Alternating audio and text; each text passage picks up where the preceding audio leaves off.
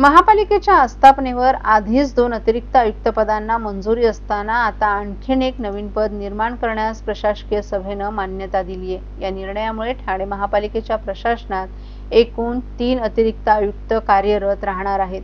महापालिकेच्या वाढत्या कामकाजाचा आणि शहर विकासाच्या वेगाने वाढणाऱ्या जबाबदाऱ्यांचा विचार करून प्रशासनानं हा निर्णय घेतलाय।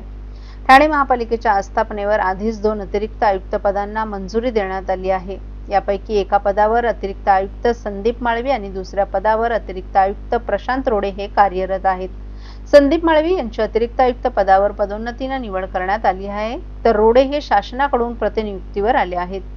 अतिरिक्त आयुक्त पदावर हे 2 अधिकारी कार्यरत असले तरी ठाणे महापालिकेच्या वाढत्या कामकाजाचा आणि लोकसंख्येच्या विस्ताराचा विचार करता प्रशासकीय कार्यक्षमता वाढवण्यासाठी अतिरिक्त आयुक्त या संवर्गातील एक नवीन पद निर्माण करण्याचा निर्णय प्रशासनाने घेतलाय।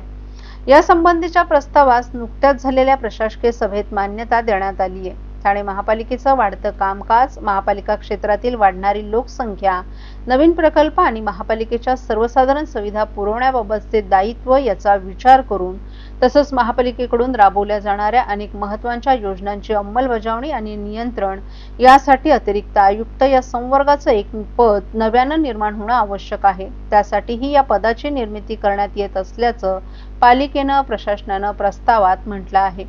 ठाणे महापालिकेच्या आस्थापनेवर अतिरिक्त आयुक्त या संवर्गासाठी एक पद नव्याने निर्माण करण्यासाठी महापालिकेचा ठराव आवश्यक आहे।